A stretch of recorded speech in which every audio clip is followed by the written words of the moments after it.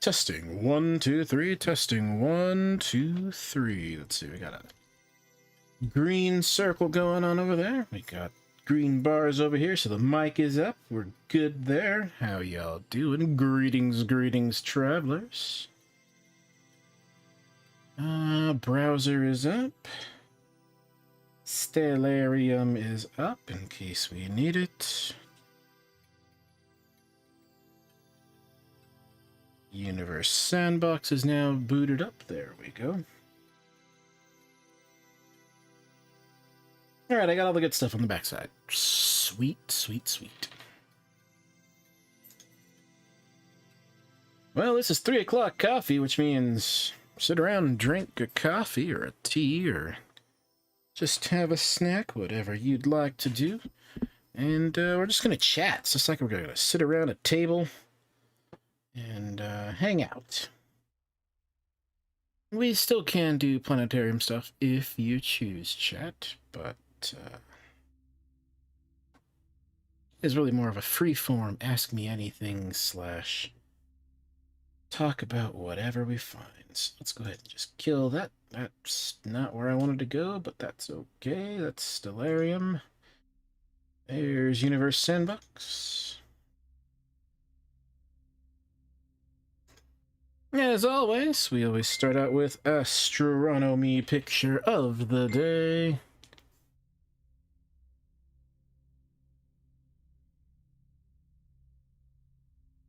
Which looks a little something like this.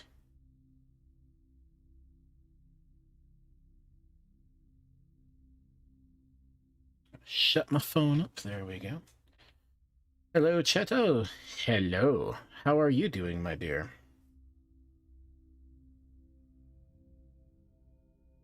How is your video edit going? I'm looking forward to it. Let's see, what do we got here? You are tired but good. Well, that makes me happy. I know the tired part, not so much. The fact that you're good, that's a good thing.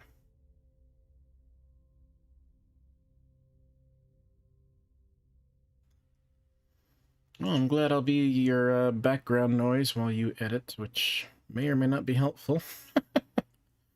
But we'll see. Let's look at some pictures from the last few days. You are excited that I'm streaming. Well, that makes 2 of us? Question mark? I don't know. The vibes are on.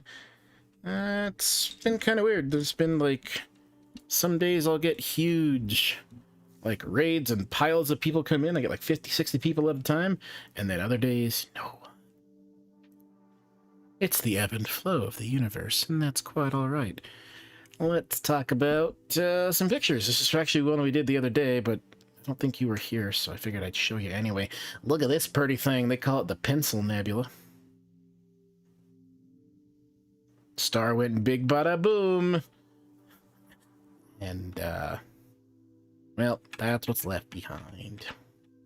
We're going to be talking about a lot of big bada boom star stuff today, because one of the articles I found was talking about some research that kind of confirms what happens to a white dwarf when it decides to go big bada boom explosion, supernova explosion.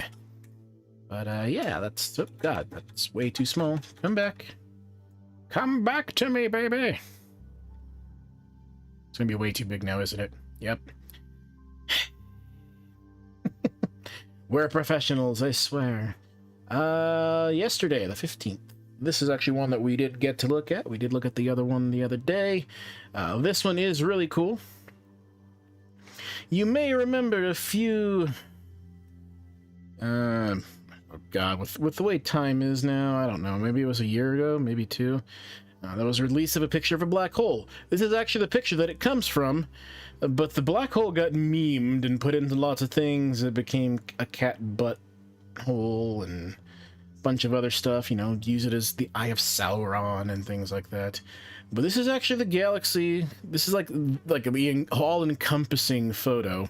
You remember the black hole memes? Good. Somebody remembers what I'm talking about. This is the actual photo it comes from. This is the galaxy that it sits in, right in there. And as you can see, our eyeballs are not really trained to be able to see much. You can see A bright spot near the middle, that's probably all the accretion disk material glowing. And then you see these little jets shooting out. And you'll see they've zoomed in a wee bit. And there are the jets. We've talked about it before. If you use, again, your index finger, your middle finger, and your thumb, make an L shape. And you'll see your thumb is always kind of pointing up if your index finger is pointing forward, and your middle finger is pointing towards your left. That's the direction motion will happen when things spin out of control from this thing. And goes in one direction this way and another direction that way. It just so happens that this is kind of towards the sides, so we can actually see both jets. If this were a little bit more towards us, we would only see one jet, because this is material traveling at near the speed of light. So since it's material, you know, it's not really all that easy to see. If it was just pure light, energy, electromagnetic energy, we wouldn't see the second jet.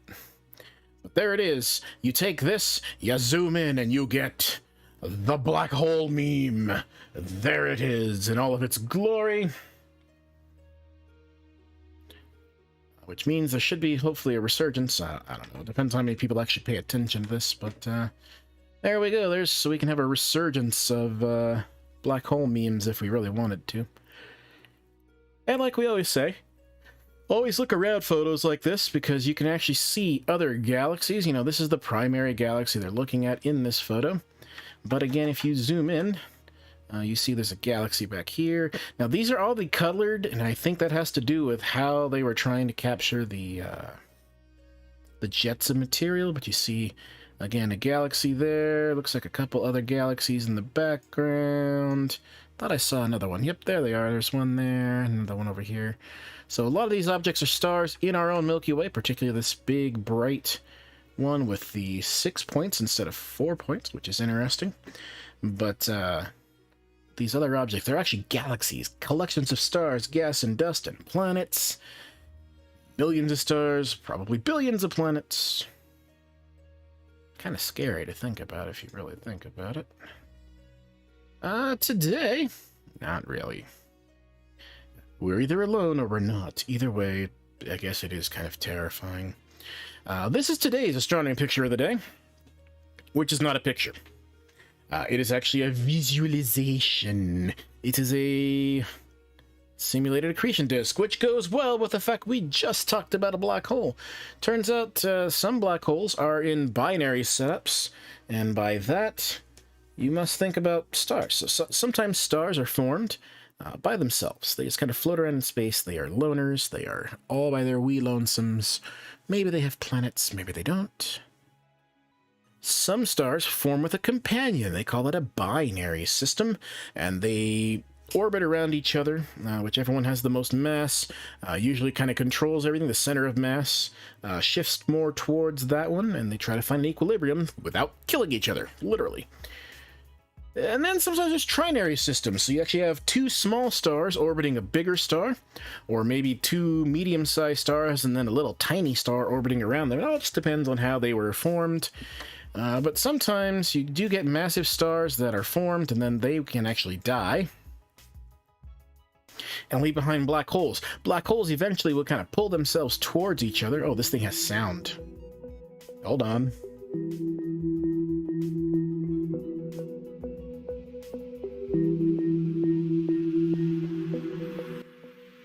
Digging this. Hold up. Drop the beat.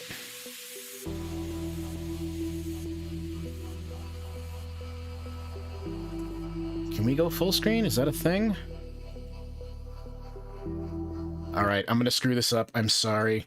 We're gonna switch this over. Can we watch this on YouTube? Will it then let me make it bigger? Oh, bless. Much better. Drop that beat. So this is today's astronomy picture of the day, which again is not a picture, it's a video, and we're gonna watch it because it's about black holes.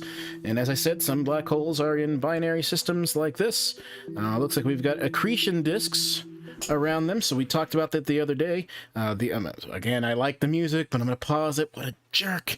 You'll notice the accretion disk around each black hole. The black hole is represented by the bright circle right here and the bright circle right there.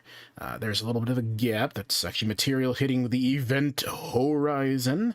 And then you've got what's called an accretion disk. And that is actually a disk of matter and energy and things that are on their way into the black hole to feed it. Now, the black holes themselves are spherical. Trippy, bruh. Black holes are spherical, and the accretion disks can actually be spherical as well. Oh my god. We also talked about this effect the other day with light bending around black holes. You see, let's see, that was perfect. That's that light bending around. So you see, even though it's over here, the light on this leading edge of this blue black hole in the background, blue labeled black hole, it's actually going around and bending around the black hole that's in the foreground, the orange colored one. This is very Portal, by the way. So all the light from here is bending around to this side, and then eventually you'll see this side will catch up. That's the long streaking that we saw the other day. Gravitational lensing, we discussed it. Einstein's theory of relativity is necessary for that to work. Same effect. Once again, light getting bent around. Some of the light obviously going into the black hole, but some of the light bending around them. So this is actually two black holes in orbit with a fabulous ambient track behind it. Yeah! Oh, look at that. Extreme gravitational lensing produces light rings around each black hole. Light detected. Oh, God. That doesn't say detected. That says deflected. Well, let's try that again. Light deflected by roughly 90 degrees forms an edge-on image of the companion black hole, which rotates as the object's orbit. Aww. Quality read, folks. Quality read. Gravitational forces and the effects of relativity distort the light rings into rotating ovals instead of perfect circles. Good thing I said all of these things before we saw it. Still, this is really, really cool.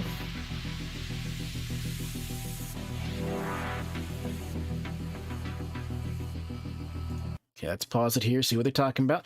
Looking closer, multiple images of each accretion disk appear, each produced by light deflecting back and forth between the two black holes.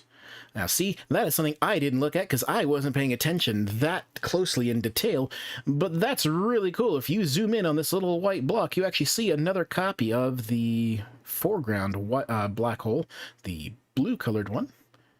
This is actually really, really cool. You are correct. Oh, look at that. Remember the other day? Actually, I guess I'll pull that up. I'll pull up a picture in a little while. Remember these effects, these weird streaking effects. We're going to look again at something in just a little bit.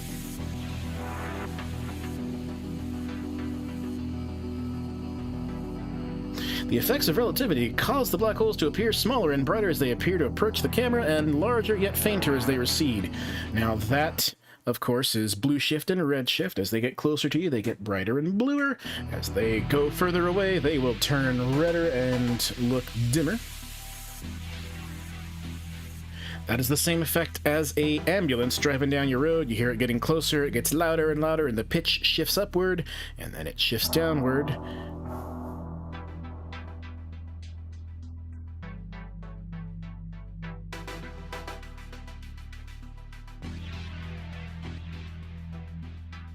Like, I want to make more comments, but I just want to let it play, because I kind of like the music.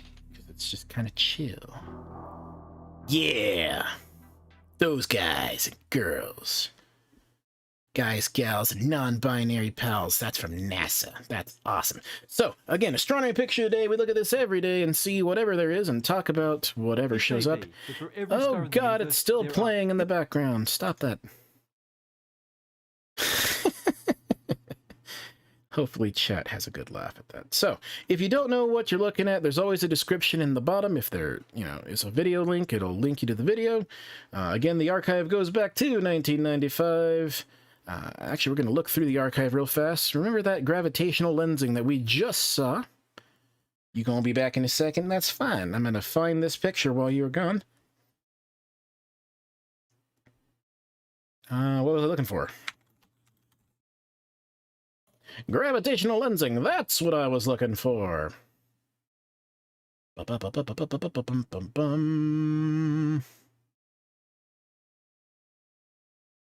this the one that has really good... Yep, this is it. So, remember the thing we just literally saw with black holes causing light to kind of bend around and make those weird little streaks and, like, reflections of the other black hole? Well, here we are looking at galaxies, and I know this looks really freaky because you see all of these extra streaks. It's the same effect, except in this case, it's not just the mass of a black hole. It's actually the mass of an entire galaxy. There's these galaxies in the foreground, kind of here and here.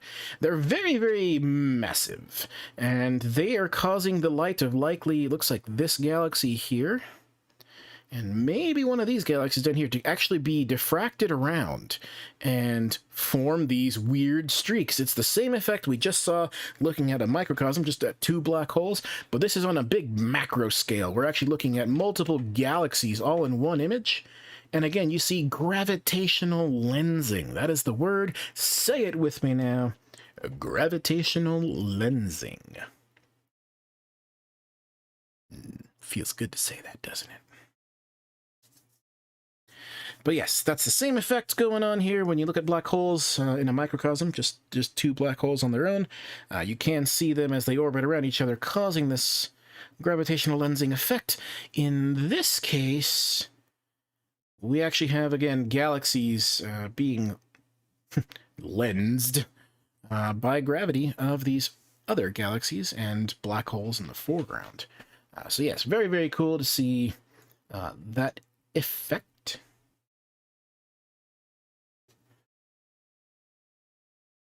Thought I just heard a fan turn on. This refurbished MacBook that I just refurbed, I don't know. It's actually turning on its fan now and then, which is nice.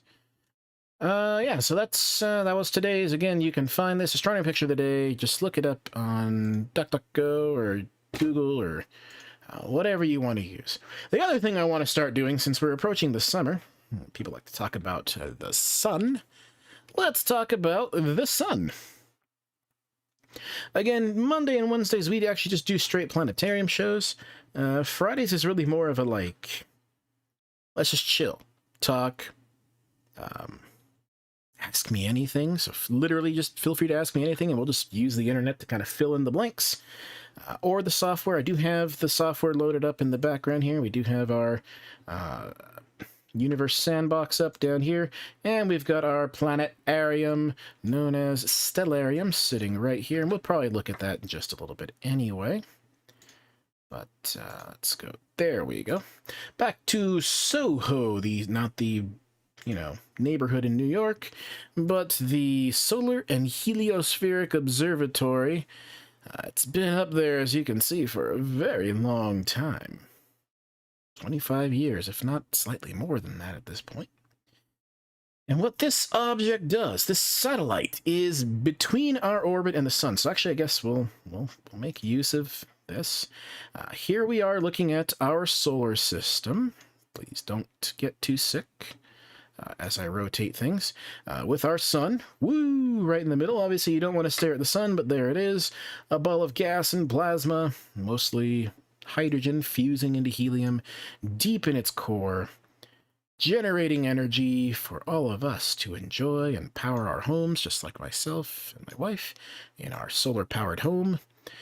Mercury and Venus, the two innermost planets of the solar system, and then Earth and Mars. These are the terrestrial planets, Terra, of course, meaning Earth-like. Now, if you look at the gap between us and Venus, you know, this is kind of where you want to be if you want to look at the sun. So they've actually placed the Solar and Heliospheric Observatory kind of about where my mouse is, right here. It's between us and the sun. And so it always has a view of the sun. Oddly enough, because of its position, it sometimes will pick up Mercury and Venus in pictures of the sun as well. Nonetheless, this observatory is actually in space, and that's really important. One, it lets you look at the sun all the time, and two, it gives you a really clear picture of the sun in multiple wavelengths, particularly wavelengths of light that don't make it through our atmosphere, because our planet's atmosphere just filters a lot of light that our eyes can't see anyway. Here's a look at the sun from April 16th. Oh wait, that's today, isn't it? Let's take a look at it. It's not totally boring. Now, I must preface this, the sun is always intriguing to look at, no matter what. From a solar observer's point of view, though, it's just kind of a quiet, boring sun. We'll look at an active sun in just a little bit. We'll look through the archives, but let's get an idea of what we're looking at first, okay? The big orb we see in the middle, big sphere. Oblate sphere. It's a little squished at the top and the bottom. This is the sun. This is our star. I'm gonna be a star, baby. To the bottom right, you'll notice Earth and Jupiter for sizing comparison. Our Earth is about the size of my mouse. As you can see, I'm kind of jittering the mouse around a little bit. So we're about the size of my mouse. On the surface of the sun, you will notice, even if I'm zooming in, that still stays the same, about the size of my mouse. You will see these little tiny black dots. And we see 1, 2, 3, a little field of them here. And if your eyes are really good, and if the transmission of this stream is really good, you'll actually notice there's a little tiny pile right over here. It's not very distinct. Welcome back to our solar talk, my sunshine. Terrible. Nonetheless, we are looking at sunspots. These are areas of the sun that are very cold relative to the rest of the surface. The surface temperature of the sun is about 10,000 degrees Fahrenheit. That's a little over 5,800 degrees Celsius. I think it's 5,800 Kelvin, or maybe probably even just round it to 6,000 Kelvin. Kelvin and Celsius and Fahrenheit are all various ways of telling temperature. If you're a scientist, you want to use Celsius. If you're an astronomer, you use Kelvin. If you're American, you use Fahrenheit, because reasons. Let's look at the sun again in different ways. So instead of the black and white one, let's look at a continuum image. This is kind of more what you would assume the sun would look like, kind of that yellowish color to it. And again, you see these sunspots off to the left here. And again, that little tiny field is slightly more visible here. You see that little tiny field of really small sunspots. So the ones on the left are about the size of our planet, the entire planet Earth. These are going to be a little bit smaller. They're probably forming is what's going on there. Now here's what's interesting. If you look at the sun with a magnetogram, which tells you magnetism, positive and negative, you know, the old insane clown posse, right? Magnets, how do they work? Not going to say the actual words because I'm trying to be family friendly. Here's a magnetic image of the sun. And you see this is a very different look. This is actually from, looks like today. I know the other day I tried to do this and the picture was a day old and it kind of made it look dumb.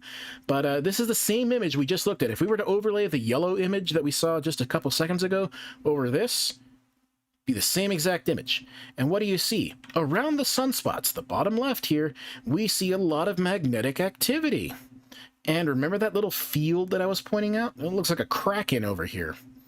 Positive or negative, you could pick the black side to be positive, the white side to be negative. You could be back and forth, doesn't matter. One's going to be positive, one's going to be negative. These are actually magnetic distortions along the surface of the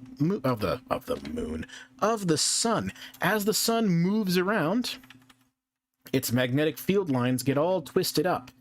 And you get these weird little areas that are basically like knots. It's like having a knot in your hair. It's like having a knot in the magnetic fields of the sun. Now, what's interesting about that is that it makes for interesting views. Yeah, see, they didn't update this. This is from like a week ago. Scree! So anyway, around sunspots, you get these weird magnetic field lines pulling material up. This is the sun. See, it's very active. It's seething. There's material being thrown up into... Okay, I shouldn't use thrown up.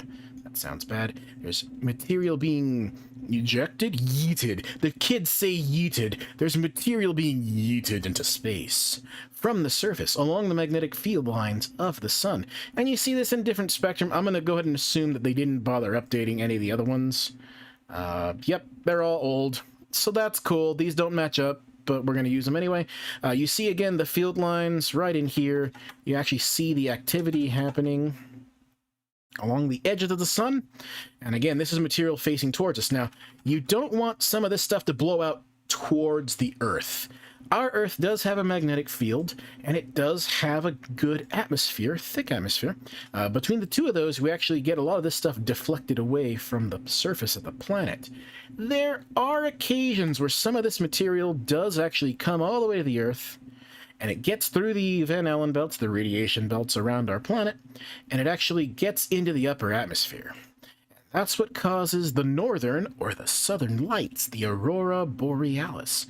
Energy from the sun exciting the molecules, the molluscules of our atmosphere.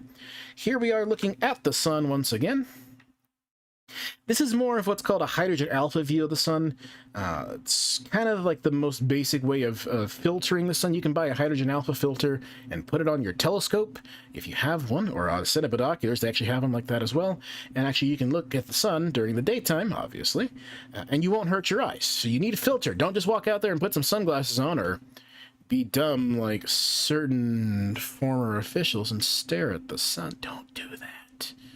Don't stare at the sun. Along the edges, again, you see these solar flares happening, popping up off the surface. Sometimes they'll be kind of long and stringy, and we'll call them filaments. They look like little hairs, the sun having a bad hair day. When they get bigger, we call them flares. Actually, what's really cool, this one is, again, from the other day, you do see some of the magnetic field twisting right here, so you'll actually get this kind of spiraling out of the sun.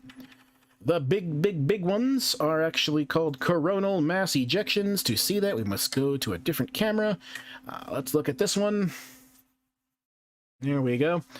So this is an image zooming out and looking at the sun from further away. There's actually a disk being held. In fact, if you look at the other camera, it zooms out even more, and you can see the arm holding on to a little filter. Come on. There it is. So there's the arm holding onto the filter on the top right. The filter right there. The sun is represented by the white circle. This is actually the planet Venus. Remember I said they can sometimes appear in this. You have Venus on the left, you have Mercury on the right, and the sun is the white ball in the middle. And the little disk blocking it out, so we see the corona. That is the outer atmosphere of the sun. And I'm actually going to go back to the main page here because there was a tweet yesterday, maybe the day before, actually looking through one of these filters and showing a mass ejection from the sun. There we go. Boom. And so this is actually material being blown out from the sun into space. This is what causes what we call space weather. And this stuff will actually travel out through the solar system and buffet whatever it hits. It'll run into, various planets. And that's good and bad. If you have an atmosphere like ours and a magnetic field like ours, who cares? If you're like Mars or Mercury and you don't really have a very thick atmosphere, or you have no atmosphere at all in the case of Mercury, that's not so pleasant. Now again, when these are actually facing towards us, this is going off to the left or to the right, no big deal. When these are facing towards us, that's when things get interesting here. You can get a lot of electrical interference in the upper atmosphere. Actually can cause problems with satellites, satellite communications. It can cause, problems. I know back when I was younger, they used to have blackouts in Canada because the power systems weren't always shielded for such energy kind of just coming out of the atmosphere. But yeah, this is from the other day. So you see, again, Solar and Heliospheric Observatory. Very, very cool. Well, hot, I guess. Hot. But cool, nonetheless. You can go take a look at it, and they've got like a whole archive of, you know, the coolest photos of sunspots. In fact, here, let's take a look at sunspots. This is from 20 years ago. That's the other thing we have to talk about, the solar cycle. It's actually a 22-year cycle from maximum to minimum back to maximum. So 20 years ago was 2001, and we had this. We had sunspots all over the place. Again, you see the sun, you see the Earth in reference down here, about the size of my mouse. We're talking fields of sunspots that are 5, 6 times, 10 times, 20 times the size of our planet. So you get Jupiter-sized areas of the surface of the sun that are physically colder than the rest of the surface. Around them, you get huge amounts of magnetic field destructive stuff going on. You get solar flares puffing out into space. Here we go. There's a kind of a cool one. You see magnetic field line kind of breaking and throwing material, yeeting material out. Again, unfortunately, these are from, 2000. These are very old, but that's because right now the sun's not very active. We just left solar minimum. And so now we're going to be approaching solar maximum once again. Yeah, look at that. Look at that twisted... go away. Look at that twisted magnetic field line right here, looking almost like a dragon. You get material right here. Again, some of it's being pulled up and then pulled back down by the difference in magnetic polarity, so positive and negative. And then some of it's literally just being blown out into space because the magnetic field line is just so twisted that it doesn't actually pull it back down. Really, really cool to see. The sun itself... I had the pleasure of running a observatory for a couple years, and I got to run what was called Solar Sunday. Sunday, and every Sunday we'd put a filter on, and we'd stare at the sun, and so I would actually get to watch as the sun would rotate ever so slightly during the day, and you'd see these sunspots kind of trekking across the surface, or you'd see a little solar flare. It'd start out tiny, and by the end of the day, it'd be this huge flare shooting off the edge.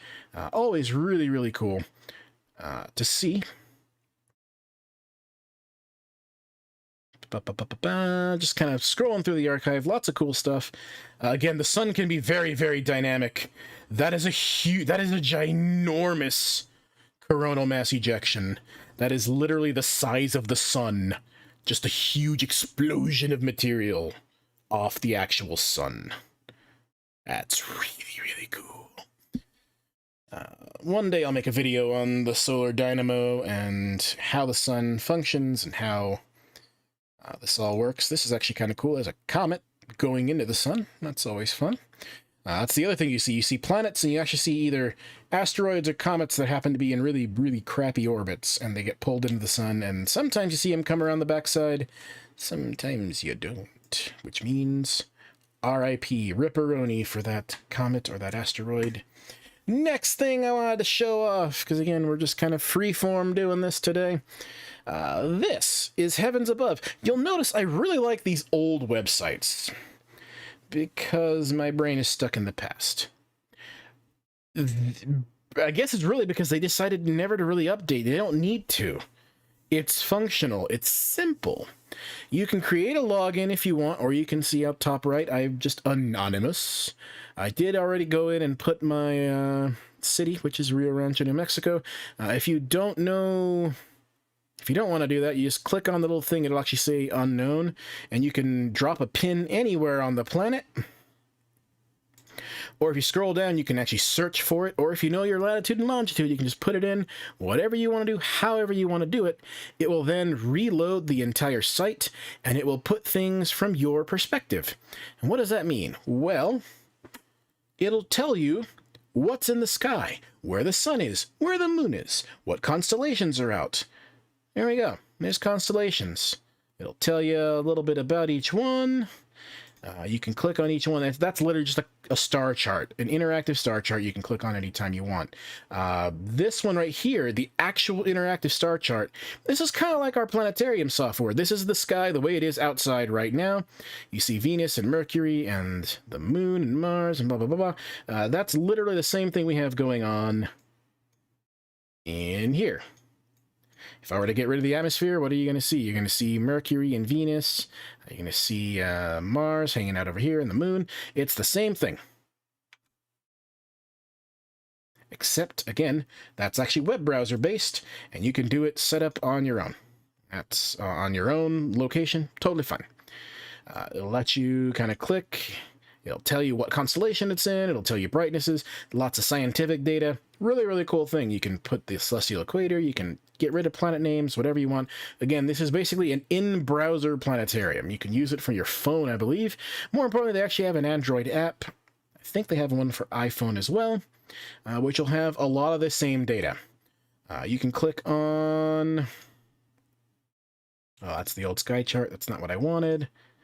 You can click on the sun, and it'll tell you a lot about the sun. It'll tell you when it rises, when it sets, when the equinoxes are this year, all sorts of good data. So this is a little more data-driven. But here's what's really cool. They also have things like this, ISS. So here it's telling me on the 22nd, 24th, and 25th of this month, where I happen to live, there'll be 3 different passes of the International Space Station. So I'll be able to go outside and look at these times. Now this is 5:27. That's in the morning. Yikes. I don't know if I'm up that early.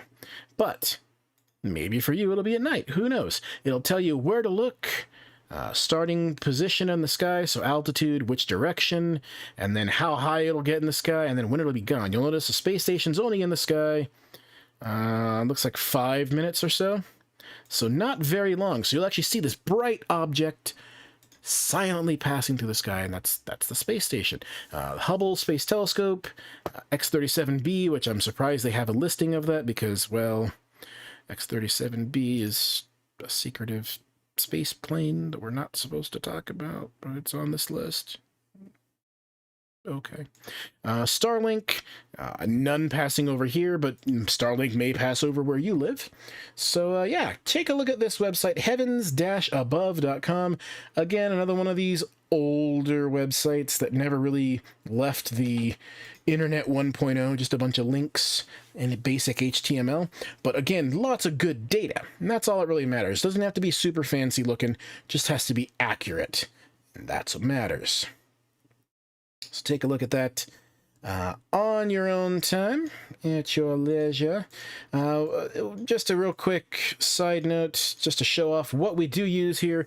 We use some freeware and some not so freeware. The planetarium that I showed earlier and that I use every week when we do planetarium shows, I'm not affiliated with them. I don't get paid by them. They don't pay anyway because they're a non-profit. This is Stellarium. It is available for all operating systems, Windows, Mac, and Linux. It's a free planetarium. Just download it, install it. You can even install extra modules once you've got it downloaded. Feel free to download it for yourself or your friends, kids, cousins, whatever, and start learning about the sky. And if you don't know how to use it, contact me and I'll walk you through it. There's also some videos online, and if not, I might actually make some videos on how to update and how to use Stellarium, just because I want to help. The other one we use is this one, which I did pay for. This is Sandbox. I always say Sandbox Universe. It's the other way around. It's Universe Sandbox. I'm a little dyslexic. I apologize. You can get it over on Steam. Looks like Humble Bundle and GOG have it as well. You can use Oculus Rift for it, so if you remember a little while ago we were here, you can put your Oculus Rift on and actually go through the solar system and, you know, make yourself sick, number one, by moving it this fast, but number two, you can actually travel around and see things in 3D, literally in a VR headset. So feel free to pick this up if you'd like. I actually learned about this because a friend of mine, Zara, wherever you are, I hope you are doing well. Zara actually told me, hey, you should check out the software, because Markiplier is sitting here playing with it. It's astronomy software, but he's like blowing up planets and stuff. And I went, Go on, tell me more. And I found out it was this. So you can use it for actual science and, look at historical events. And there's lots of really cool modules and simulations that people have already made, planet being hit, our planet being hit by a comet or being hit by the moon. You can collide stuff together. You can try to make your own solar systems by placing different objects around and trying to put them in orbit, which is harder than you would think. But again, not affiliated with them. I just like telling people, here's what we use. You can get it yourself. Yeah. Let's talk about things. Not about that. Not yet. Let's talk about some of the news. That is the whole point. We spent 45 minutes just babbling on about the sun, because I love the sun, and that's my headset scratching up on the pop filter. I apologize. Things that have happened today. Let's actually mute this. This is 40 minutes long. We're not watching this, but this did happen a little while ago. Astronauts have arrived at Kennedy Space Center for the next crewed launch of SpaceX. You remember a few months back, we were all sitting around and hoping and praying that the new space capsule Dragon would make it off the ground, up into space, and to the space station. That has happened. And actually, that crew should be coming home soon. But there is a new one, a new crew. Crew Dragon, going to be called Crew Dragon Endeavor. So they're going to use some of the old names. Ooh, I don't know about that. That's interesting. They're going to be launched on a Falcon 9 rocket once again on April 22nd. So on April 22nd, we will try to be up that early. 6:11 a.m. Eastern, so that is a 4 a.m. launch. For me, that's a 3 a.m. launch for people on the West Coast. I don't know if anybody's going to be around to watch that. Well, the other side of the planet will be, at least. So maybe I'll try to stream that and make comments and try to not be asleep at that point. There's a NASA astronaut, actually 2 NASA astronauts and another Japanese astronaut heading up to the space station. I'm actually kind of sad. I haven't seen any updates from the space station about my personal favorite little device that's on the space station. Now, this has nothing to do with what we're talking about here. Well, it kind of does. It has to do with living on the space station. On the space station, you have a lot of instruments that are now a little bit older. Actually, a lot older. And so they are not digital. They're not controlled by, they can't easily be detected. They can't just push a button here on the Earth and find out information about these different things that are in space, because they're just not, they're too old for that. But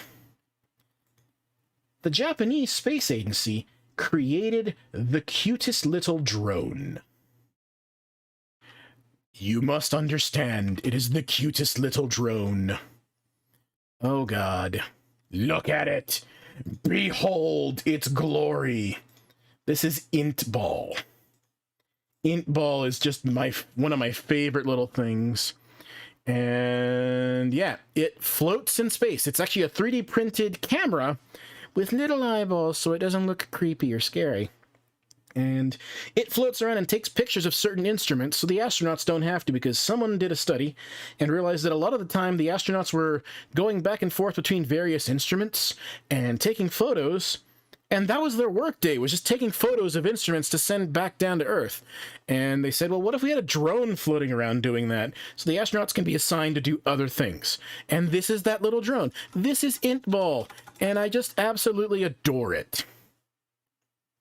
On the JAXA YouTube page, they were putting up videos introducing you to Intball, and Intball talking about how excited it was to go to the space station. Once it was there was another video they put up where it was like super excited that another astronaut was coming up, and that astronaut was from his home country, its home country of Japan, and it was, looking forward to seeing my friend. They gave it a personality, and it's cute. Now, hilariously, when Intball does lose attitude and it starts actually kind of floating outside of its parameters, its eyes turn red. Now, if you've ever seen Disney Pixar movie WALL-E, when you see red eyeballs, Rogue Robot, bad. But nonetheless, this is Intball that does live on the space station, and it is round so that, one, it's cute and handleable, and two, you don't want a square thing floating around with jagged edges, because, you know, if you poke into someone or something, you could damage it. So this way it kind of bounces off.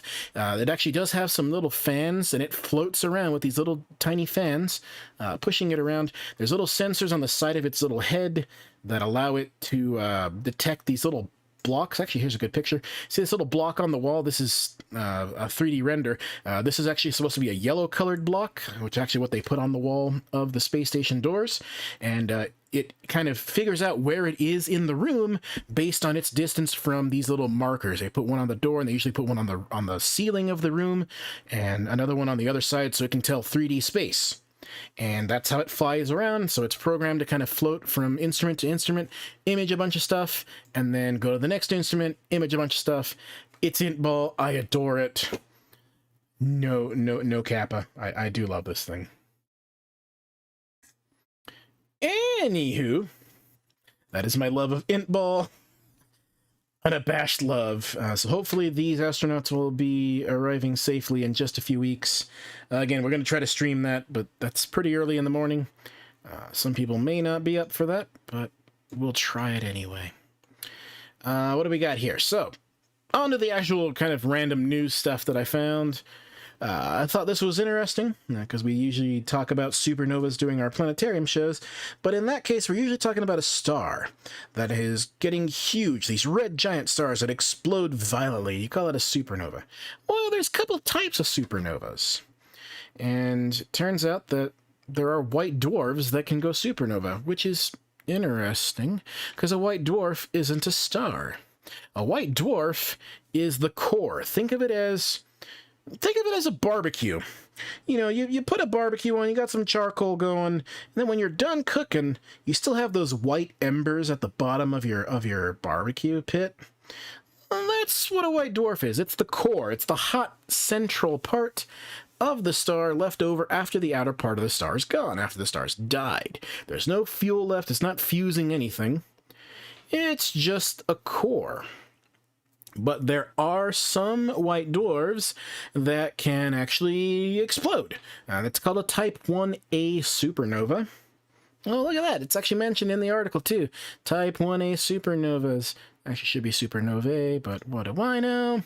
Much remains unknown as to how this happens. Usually it's because there's companion stars nearby, and they start pulling material in, and it starts collecting on the surface, and then that explodes a little bit. That's usually called a nova. But if there's a lot of material, or maybe it collides into another star, it can actually physically explode, make it into what's called a supernova, so they can detonate explosively. There we go. Look at that. I just explained all that, didn't I? That's start over, please.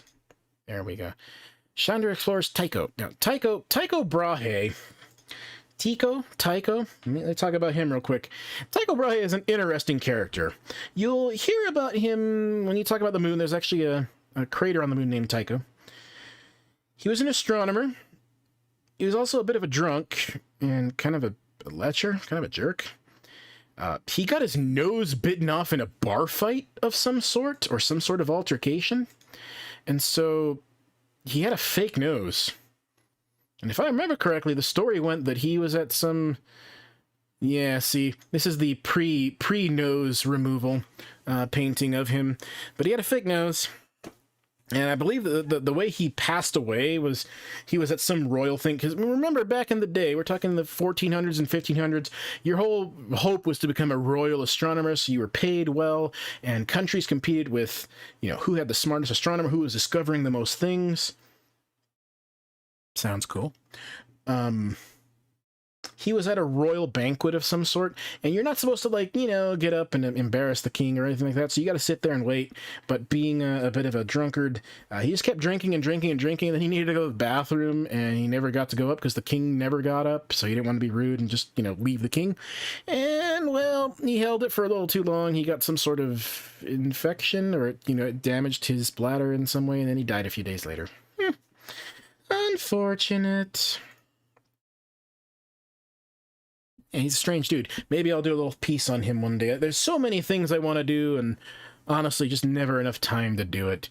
Tycho Supernova Remnant. This is actually an actual image of it. This is what they think happened. So again, when stars are in binary systems, some stars will die before their companion, and something like this could happen. Oh goodness, what is this? Theoretical simulation, yeah. So this is a very violent and very odd-looking supernova remnant. Again, we've seen them in our planetarium shows before. They usually have a lot of filaments and things like that. This one's very rounded. It's a very different kind of supernova remnant, isn't it? Let's take a look. So let's, you see how, again, how very round that is? Let's take a look at how different this is. This is not very round at all, is it? It's very, very destructive looking. You can tell it was a very violent explosion, but you see all the filaments that I'm talking about. And that is a very different type of supernova. This would be a type 2, I believe, supernova, which would be a star collapsing and then exploding violently. Tycho looks a little bit different. As you can see, it's a rounded explosion, but they're still calling it a supernova. And so that's, again, the difference between this and this. Very distinct shape differences, and it's got to be something going on with how this supernova explosion happened. Now, was this an internal explosion? Was this an external explosion that kind of shredded everything apart? You know, why is it round? That's the kind of science that we're trying to solve here, and maybe one day we'll figure it out. But this is more the typical supernova that you think of when you think of a supernova. You think of a star exploding. It's going to be something more like this. Again, very violent. The Veil Nebula is kind of a supernova remnant that's a little more spread out. Yeah, look at that. We looked at this the other day. We're not doing this. Okay, sure, we're doing this. By the way, you can look at images like this on Hubble's website. You see all the little white dots? Those are all stars. All of this stuff, that's static. That's all stars. Those are all different stars in our own Milky Way. And this is zooming in, zooming in, zooming in, zooming in. Does this have any sound? Maybe? Oh, God! Okay, sorry, let's play it again. I don't think there's going to be any fat beat drops, though.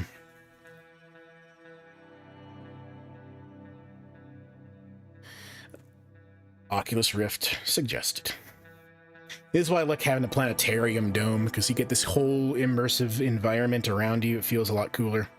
But there's the Veil Nebula, and you see it is a supernova explosion. Now, what's interesting is if you look at it, you can tell it's kind of like material has been spiraling this way, or maybe being pushed out that way. Very, very cool. This right here is a star. All these little points of light are stars in our own Milky Way, and this right here is the Veil Nebula. Again, you got to think in 3 dimensions. You got to understand this isn't a flat image. This is actually stuff being twisted around. Imagine like spinning your arms around. That's what's going on here. And here we keep zooming in, it looks like. Enhance! Enhance! Okay, we're done enhancing. Very, very cool stuff. Da-da-da-da-da-da. Are you not entertained? Is this not why you are here?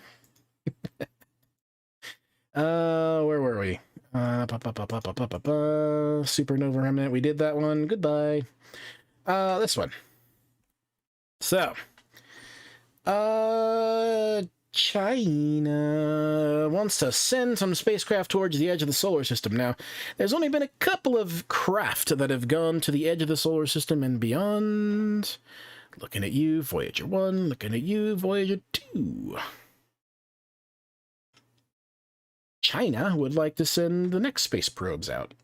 Do this. My phone has become a squid. Occasionally it is a squid. I find it interesting to have a dateline from Helsinki talking about China, but that is the world we live in because Doesn't matter where you are, you can write about things anywhere.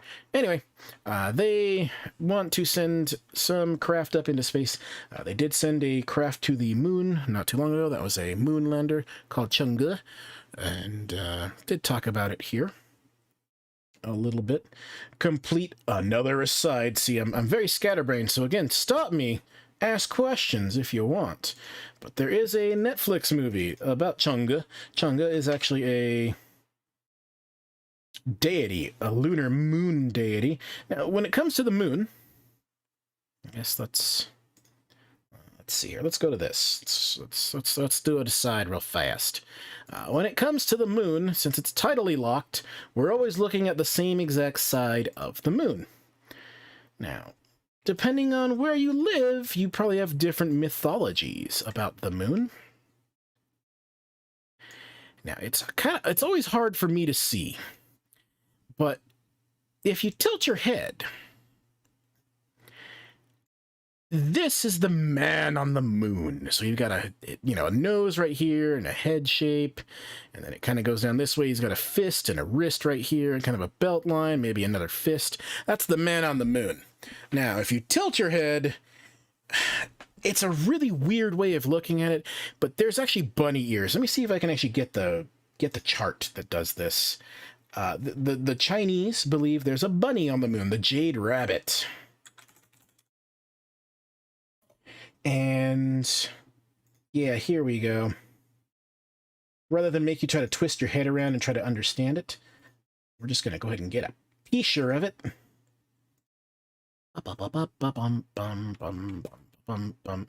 There's Mr. Bunny Rabbit on the moon. I believe he's usually next to some sort of cooking pot, or maybe a pounding rice, like mochi in Japanese mythologies. But that's the Bunny Rabbit on the moon. Now, the man on the moon is, there's the head, there's the body up here, so, you got to kind of tilt your head a little bit, but that's the mythology. Doesn't matter, that's everybody has their own beliefs, and that's what's cool. Now, over on the Netflix, again, I have nothing to do with them, but I do have a Netflix account, and, oh god, please don't, oh god, that's what I didn't want. Dang it. Fine. It's just going to start auto-playing because it's Netflix. Over on Netflix, there's a movie called Over the Moon. And I will just find a picture of it rather than trying to actually bring it up in Netflix because, of course, Netflix. Don't want to get in trouble for that. Oh, God, that is the worst thing. It's so tiny. Over the Moon. Look it up. It is actually about Chang'e. And it does have Jade Rabbit. You see Jade Rabbit. It's actually a little bunny rabbit from the main character. It is a Chinese-made movie. I watched it the other day because why not? And it was actually pretty cool. Bit of an acid trip. Hey, guess what? I'm here. I'm late, but I'm here. Well, welcome. Yeah, it's Friday. Where are you? Are you back home? Are you still out in the oceans? In parts unknown? Don't answer that, because OPSEC is a thing. Either way, I'm glad you are doing well, friend. I know I don't have chat up for people, but haven't been floaty in years. Alright, no, just making sure. I'm glad you're doing well. Since you're here, you get to learn a little bit about the Lyrid meteors. If you saw the video that we put up, again, if you're new to the channel, there are some new people around. Haven't been floating in years, but California is an unpleasant place to be. I have not been to California in at least 7 or 8 years, so I'm sure it's changed a bit. I will never miss the ridiculous traffic of LA, the 405 going from LA south. Yeah, no, that can go burn 0 stars, do not recommend. We actually did go to the... what is it, observatory in LA? The Griffith Observatory. Thank you, brain. We went to the Griffith Observatory because, I'm a nerd. I have to go to places like that. It was really, really cool. And I kind of wish I could go there at night just to see, because it doesn't look like there'd be a lot of good stars because you're right there by LA. But still, Really, really cool place to go. It's always interesting to see buildings built on top of fault lines. Not a good thing. What else have we got in chat? Mostly you can observe homeless people in LA these days. Yeah, that was the thing we saw. We went to Little Tokyo because, you know, we're filthy weebs, and we went shopping and ate and stuff like that, and then we drove around the backside, like where the fish cannery place is on the backside of Little Tokyo, and there was like a tent village all along the sidewalk, and I went, ooh, that's not good. But my favorite story of my trip to LA was with my wife. It was just us driving around the first time, and we were driving around trying to find a certain restaurant, which was not in LA, it was just south of LA, and Google, in all of its brilliance, told us to get off the freeway and take kind of like a frontage road looking thing. It took us through Compton. Instead of just staying on the freeway, we were like rolling through Compton, and I was like, oh, this is not where I want to be. Because we were young and scared. We didn't know where we were going. South of LA is a very vague description. I'm trying to remember what town it was in.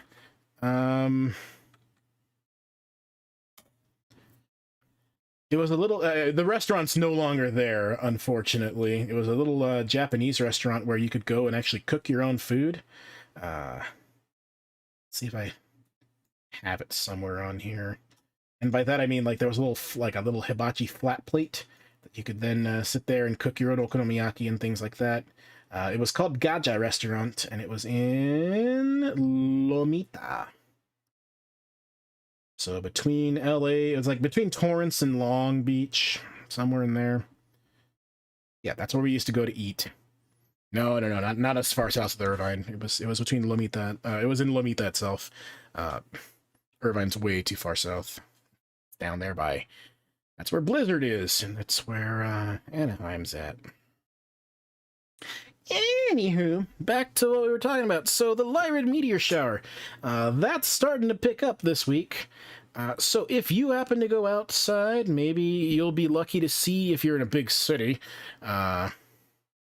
Torrance and Long Beach, nothing sketchy about that area. Yeah, but the food was really good. It was all you could eat. It was like $20, all you could eat, and get okonomiyaki made to order, or you could make it yourself and hang out with your friends. It was totally cool, but they closed down a couple years ago. And now I'm sure with the pandemic they wouldn't have survived anyway, because that was a very hands-on kind of thing to make that kind of food. Nonetheless, with the moon being in a first quarter, it won't be all that bright. But, ow, good lord, that was my elbow exploding. Let's take a look at our sky, shall we? Let's put the sky in motion. Let's get to sunset. Let's take a look at the way the sky is going to be this week. So we'll notice the moon. Oh god. The moon's going to be going through its phases. First quarter phase is going to look like this. That was quite the pop. Yeah, no, that was my elbow exploding because I'm old and feeble, apparently. Bright side on the right side is called a waxing moon. So the moon will continue to get brighter and brighter and brighter. As the nights go along, you'll notice it's right along the horizon right now, tonight. But for the next few evenings, let's put the moon in motion. You'll see it's going to be rising up higher and higher and higher and higher till we're getting to the 22nd, which is going to be the peak. So on the 22nd, evening of the 22nd, the moon will look like this. It's not full, but it's not a crescent either. It's what's called a gibbous. And that's not always all that helpful when it comes to looking for meteor showers. Meteor showers are best seen around 1 or 2 in the morning. You'll notice that the moon is actually opposite where the Lyrid meteor shower is. You'll see a bright star named Vega, bright blue star rising up around 10 o'clock or so, and that's where you're going to be looking. As you watch Vega here, Vega is in Lyra the Harp.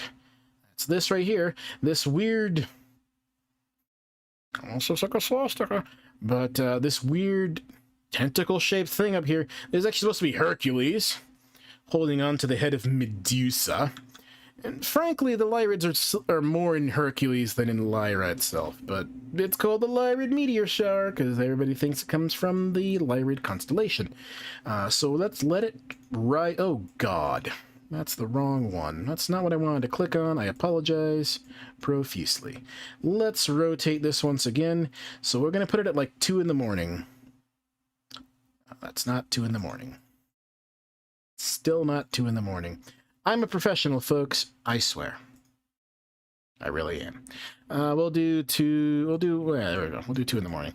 So at 2 in the morning, the sky will look something like this. And you will have Vega. It is currently 1 in the afternoon. You would think, well, it's 2 in the afternoon for me. You'd think I'd be more awake than this, but you'd be wrong. Lyra is one of the constellations that makes up, it's one of the 3 constellations that has 3 very bright stars that we call the Summer Triangle. Now, these bright stars will be up, and the Lyrids will be right above the triangle. To find these bright stars, again, you're going to look towards the east around 2 in the morning, so you got to be up pretty late to see the best quote-unquote time for the Lyrid meteor shower. These stars, I don't know why this hasn't gone away. There it goes. As you can see, these are the brightest stars in this portion of the sky. First, we have Deneb. Deneb will be the one that's most towards the north, the northeast in this case. Deneb is the tail of Cygnus, the swan, also called the Great Northern Cross. Above that, so higher up, the first one that rises up is the one that we just mentioned a little while ago, Vega. Vega is the brightest star in Lyra the Harp. It will be the one most towards the vertical, towards the zenith of the sky. And then the last one, the one most towards the south, is Altair. Altair is in Aquila, the eagle. If you draw this all out, you will notice... God, why? Come on. Hey, you'll notice there's actually some constellation, or some meteor showers happening here. Come on, I needed to go away. There we go. There it goes. If you draw these all out, you will see you have your triangle of 3 bright, they're all very blue-white colored stars. Now, judging by the measurements here, 37 degrees. So if you were to stretch your arm all the way out and then stretch your hand out, so stretch your palm out and your, thumb on one side, pinky on the other, this is going to be about 1.5 times the width of your hand from Deneb to Altair. This is about 1.5 times as well from Vega to Altair. Deneb and Vega, however, are only 23 degrees or so. So this means that from Vega to Deneb, you could cover one with your thumb and your pinky would touch the other. Or you can cover Vega with your pinky and then Deneb would be at your thumb, at the tip of your thumb. So that's about how far apart these are. Again, your arm has to be all the way out as far as it can go without your elbow exploding like mine did earlier. And then just above and to the right, so more towards the west of Vega, you will notice here in the planetarium, we've got a little marker. That is where the Lyrid meteor shower radiates from. If you didn't see our monthly sky update, we did a little talk about what a meteor is, how they form, and why we get these little meteor showers. As it turns out, there are different paths around the sun that comets have passed through in the past. And to look at that, let's actually bring up more software. Nope, not this. We need a different simulation here. Let's go back to the solar system. There we go. So as comets live way out here, you see these really erratic orbits. Sometimes they run into each other or they gravitationally get pulled off of their standard path and they start making their way downtown. They make their way towards the inner solar system. They hopefully don't hit anything. A couple years ago, Jupiter got hit by a comet, which was fun to watch, but terrifying at the same time. Sometimes they will pass by and leave behind a trail of dust and then go back out towards the edge of the solar system. Some comets get destroyed by the sun. They come in way too close, they get burned up, that's it. Some of them, they come in, they go around the sun, and then they go back out towards the edge of the solar system. If they are on an orbit that just kicks them out completely, they'll never come back again. They just go out into deep space, just a chunk of rock and ice floating around in deep space. Other ones, they kind of go in these, like this one out here, has a really elliptical orbit. It'll come out really far, it'll go in and then get chucked out, and you don't see it for another 20, 30,000 years, maybe longer. The most obvious comet is Halley's Comet. That one's on an 84-year cycle, I believe, so every 84 years it comes back around and you get to see it. I got to see it when I was younger. Hopefully I'll get to live long enough to see it once again. The comet that formed the Lyrids has a really funky name. I'm actually looking it up. It's called C1861 G1 Thatcher. Okay, it's just a catalog number. It doesn't matter. But what happens is that comet came through, it left behind a big trail, and then it went out back into space. That trail is always going to be there. All that dust is just kind of floating through space. And as you can see, the Earth right down here, as we orbit around, every now and then we're going to travel through that path. And these paths are constant. They're always there. In April, you're always going to have the Lyrid meteor shower. That's a thing. Every April, you can set your clock by it. We're going to go through some of the debris field. Now, sometimes that debris field has a little more material in it. Sometimes it doesn't. Just depends on how the debris field is still floating around, what's still left in it. But that's how we get these meteor showers. Now, again, the meteor showers are named for which constellation they appear to radiate from. And the way a meteor works is when it's in space, it's a meteorite. When it hits our atmosphere, so it's a chunk of dust or gas, covered in gas, or it's just a piece of rock, or maybe it's a piece of stone, it all depends on what it's made out of, and it's just floating in space. When it hits our atmosphere, it heats up, and that heat is caused by the friction of our atmosphere. It's the same principle you see when, spacecraft come back from space. There's just so much friction in our atmosphere, it causes it to heat up on one side. Now that is what we call a meteor, when it's actually zooming through our atmosphere. Literal milliseconds. And that's it. That's a meteor. Some people call that a shooting star. So this is a shower of shooting stars. Make lots and lots of wishes. Don't tell no one what you're wishing. It's not an actual star, just a really bright object traveling through our atmosphere really fast. If you're lucky, you might get to hear one explode, go kaboom. You actually hear a sonic boom happen. Go on, buddy. Oh, puppy wants attention. Come on, bud. No whimpers, no sad songs. We're almost done. No sad songs, buddy. Okay.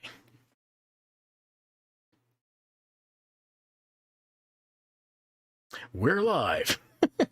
Much like children, animals are always interesting. They do crazy things. At least this time he's not crunching on his bone like he was last show, where I was hoping you didn't hear his crunchy crunches. But every now and then you might hear him whimper, just because he wants attention.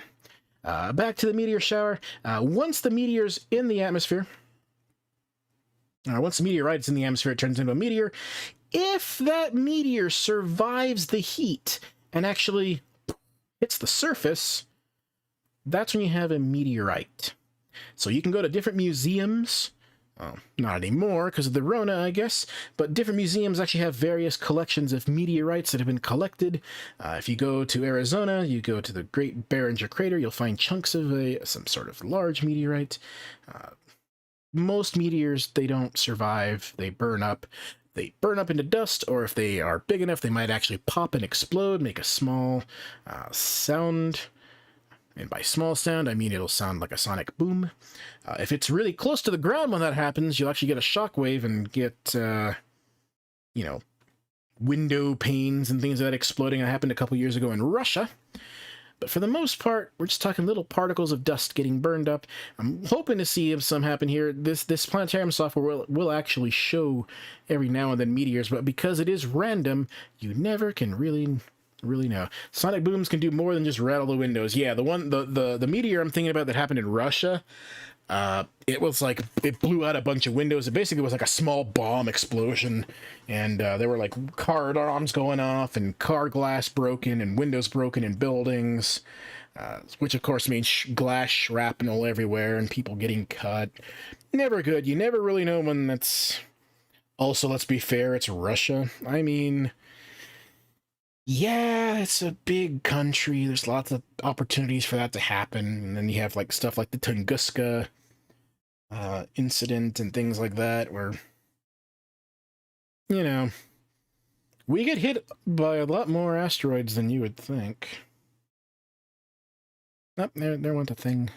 And there's another thing that's still not what I'm looking for. Nonetheless, this is where you're looking. The internet allows humanity to really let loose the weird imagination. Yep, that's actually why I love talking about astronomy, because I like to let people kind of explore their own minds. I know a lot of artists. I've grown up around artists. My wife is an artist. We basically grew up together since high school. And I taught at an art college for a couple of years. I taught astronomy at an art college, which is interesting. I was part of the general education section, and so I was an elective. And, you know, I always like to try to get people to think about what this looks like. You know, you could draw somebody riding on a meteorite in space, or draw someone riding on a comet falling through the sky. I don't know, you know, just let your imagination go wild. It's an entire nation of Florida, man. Ooh, yeah. With that in mind, if you're interested in such shenanigans, I invite you to look up Life of Boris over on the internet, on YouTube. Have fun with that. Again, I'm not affiliated with that, but I find Boris's videos kind of funny. He plays games, does lots of Russian Gopnik shenanigans, and makes Hard the Bus music with DJ Gopnik, which is always kind of fun. Nonetheless, you want to be up in the early morning. Now, does that mean you will have to really be up at 2 in the morning? No. For the next week, as soon as the sun sets, you might see a meteorite traveling through our atmosphere, turning into, again, a meteor. You might see them. They happen at any time. Maybe you'll get lucky and see a bolide, which are the green ones. But, you know, you're looking for like a reddish-orange hue, a little streak. And I'll be honest, there are times you can be outside and looking up, and you'll see one, and you'll blink, and you'll go, wait, was that a... It's gone already. If you blink, you miss. So you want to kind of go and find a place, sit down, or lay down, you know, lay in the back of your truck, or sit in a nice chair in the backyard, depending on your situation, and just stare at the sky. Just relax. You can't predict it because, again, it's a random field of dust and particles and rocks floating around, and so you could get 2 or 3. There was one right there. Did you see it? You missed it. Sorry, I can't rewind it because it's gone. You'd have to watch the VOD to see it again. They just happen whenever. Sometimes you'll see 2 or 3 in a row, and then you won't see any more for like half an hour. Sometimes you'll see 1 every couple minutes for like 20 minutes, and then you won't see any. You never know. That is the randomness of meteor showers, which hypothetically means you could go out in the middle of the night and sit there and stare at the sky like we're doing right now and have literally nothing happen. There was one right there. Now, you do want to be out in the middle of nowhere to see the sky the best you can, and of course see the most faint ones, because a lot of meteors, they're not very bright. They're really, really small, so you got to be out in the middle of nowhere. Only in a big city, only the really bright ones will get seen, and if you see a really bright meteor from a city, then that means it was a really, really big chunk of something floating through the sky. Now, because of the moon being out, it's not going to be perfect. But that's okay. You should still be able to...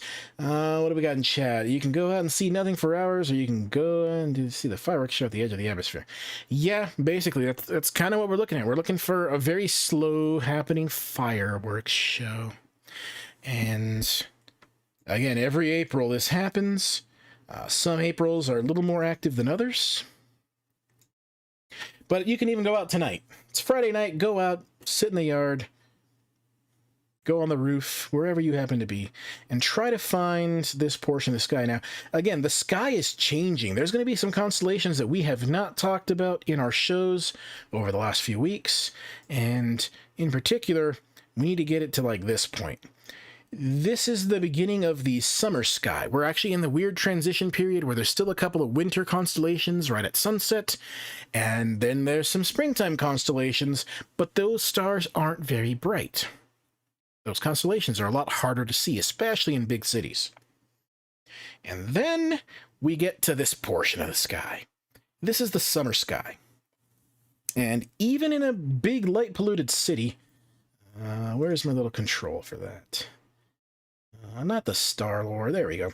Even in a bright city, you should be able to see a J of stars. Now, of course, there are some caveats to that. If there's buildings in the way, bad. If it's a really light polluted city, you might only see the heart of the scorpion. But this is Scorpio. This is the bright J of stars right in here. And right behind it you have a teapot looking shape. That is Sagittarius, half man, half horse, all kinds of arrows and muscles. And he's got a cape apparently in this version. No capes. Don't do that. Capes are bad. His arrow points towards the heart of the scorpion, but in reality, he's also pointing towards the heart of the Milky Way galaxy. Let's stop it here. These two constellations, Scorpius and Sagittarius, they border the heart of our galaxy. This is the Milky Way right back there. Again, the bright J of stars right in here. The heart of the scorpion is called Antares. It literally means not Mars, or anti-Aries, the not Aries. Aries, of course, was the Greek name for Mars, and Mars is the Roman name. A lot of these constellations have been around for centuries, and their stories have changed. There's a lot of different star lores about this part of the sky. They all have this weird hook. I believe the Maori have like a fishing hook here in the sky. A lot of cultures have a scorpion-looking critter in this portion of the sky. If you look at the... Again, I talked about this the other day. There's a thing that I would love to see. Now, the original was it wasn't destroyed. It was actually jackhammered and exploded out of the roof of this building. The building is called the Temple of Hathor. The entire area is called Dendera. And there's this thing called the Dendera Zodiac. And the actual original Dendera Zodiac is no longer in Egypt. It is now in... Oh god, that's not what I wanted. The Dendera Zodiac is now in the Louvre in France. This is considered to be one of the oldest, if not the oldest, of sky charts. And you can see, again, deities kind of, you know, drawn up on this. This is actually on a roof of the building. However, if you draw the stars out, it looks a little more like this. I can't zoom in anymore. And what do we see?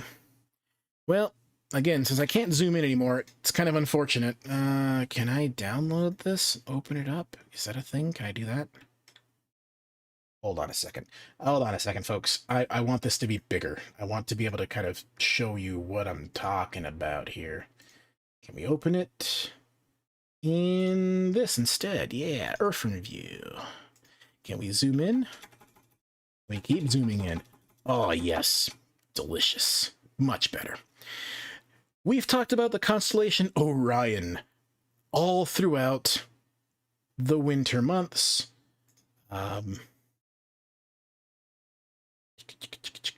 Delicious. Let's bring this over here real fast and stop. What I want you to look at is the shape of Orion right here. I want you to remember the winter triangle has Sirius, Procyon, and Betelgeuse, the shoulder of Orion. They are all connected in a triangle. Just draw a line between Procyon and Sirius, and then look at the shape of Betelgeuse right there. And then look at this.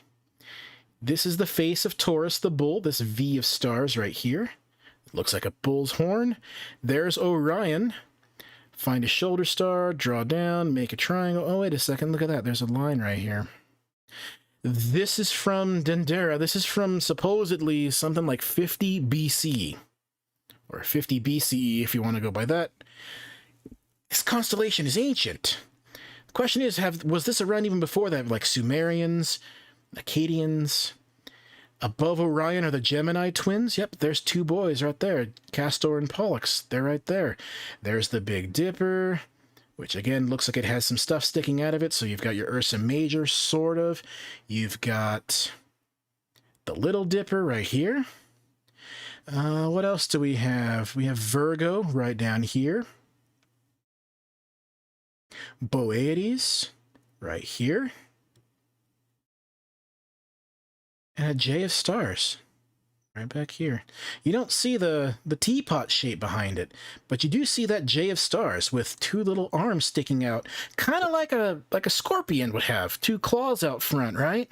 And then the J making the tail. So Scorpius was even a... Oh, God, I kicked the microphone. Scorpius was even a scorpion even back then. Was the story of this scorpion, the Storpy, was the story of the scorpion the same that we would talk about when you talk about Greek and Roman mythology? Not really. Probably something totally different. But the point is, constellations have been around for a very long time. This right here looks like Pisces. Aries the Ram right here. Again, this is the Dendera Zodiac, which is now in the Louvre. There is now a replacement one. There is a reproduction one placed into the Temple of Hathor in Egypt. If you can't tell, I really want to go to Egypt. I also want to go to China and see some astronomy stuff there. And also want to go to Japan someday to go to Nagano Prefecture, because in Nagano Prefecture...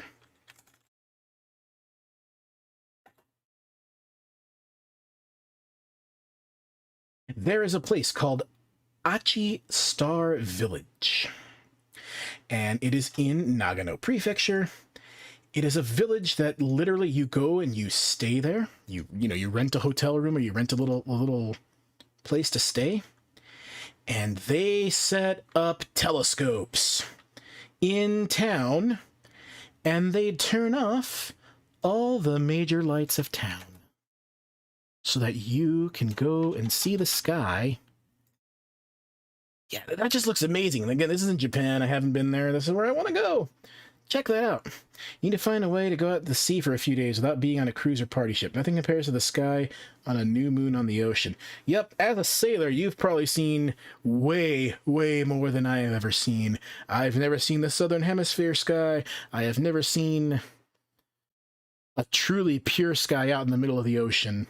I have seen a pretty good sky here in New Mexico. New Mexico's actually got a couple of areas that are designated dark sky zones, like you are not allowed to put any lights there at all.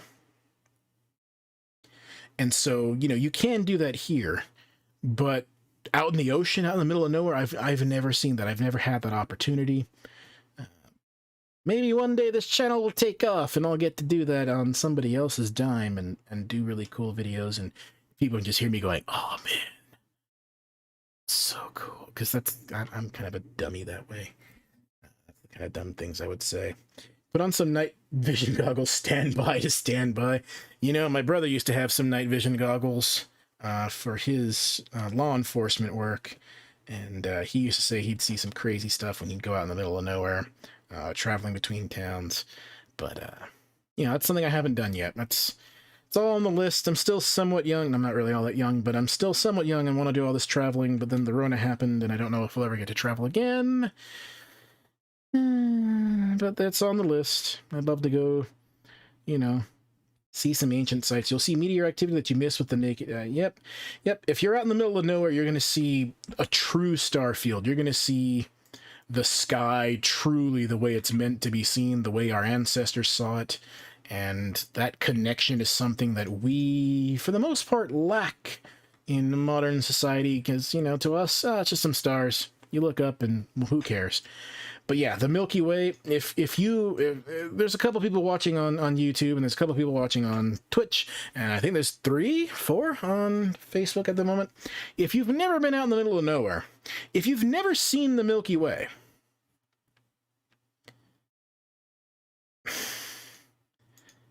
you need to go out and see the Milky Way. Everybody has, a bucket list. They want to go see a certain thing, or they want to go, some people want to go see a Broadway show. Some people want to see the Great Wall of China, which I've seen. It's really cool. I want to see the pyramids, and I want to go visit Egypt and do that whole thing. If you've never seen the Milky Way, this one is basically free. You don't have to go anywhere. You just got to get outside of town. So you gotta, okay, it's not necessarily free. You gotta get out of town, so you gotta spend some petrol to get out of your town. Take a train, get on a plane, whatever. Go north, go to Sweden, go to Norway, get the Milky Way and the Northern Lights. Go in the middle of nowhere, Canada. Go in the middle of nowhere, anywhere in the United States, wherever you happen to be. Doesn't matter. Just get away from the city. You get to see this. This right here.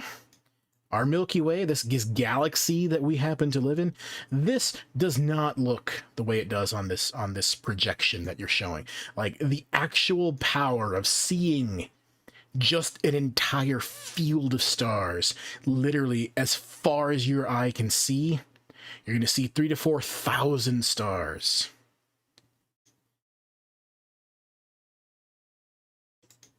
Maybe this is slightly better. You can see kind of more detail when you look at it this way. But again, like you can actually kind of see some of the color of what's going on.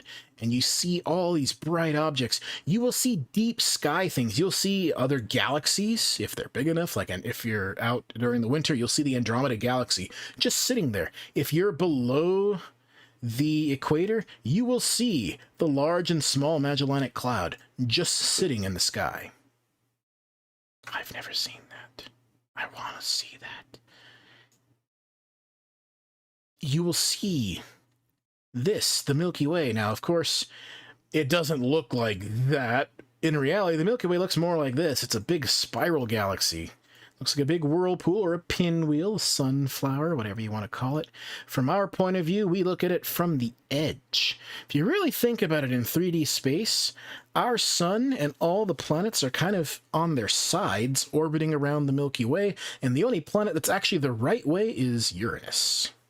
But in the microcosm of our solar system, it's reversed. Uranus is tilted over, and all the other planets are going around the sun the right way up. Since you're inside of it, that's why it looks like a bend instead of a spiral. Yep, if you want to see it as a spiral, you got to be on a planet around around a star or a moon or whatever, far enough away to see it something like this. Now, we do see spiral galaxies like this in our sky. Let's go back to our planetarium. I do need to reset it. Oh, God. In space, there is no up or down. Yep. It's all about your own personal reference.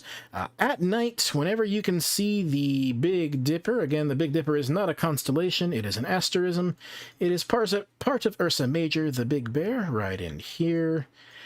If you can see the 3 stars of the tail, this one, 1, 2, 3, right here, 4 stars of the cup, just beyond the tail, just above the tail, you will see there is a little blob. But if you zoom in with a telescope, you will see a ghostly image like this.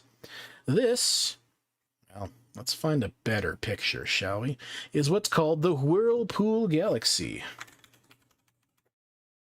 And no, it is not, I spelled it wrong, it is not an appliance, it is a whirlpool, but a galaxy. And it looks something like this.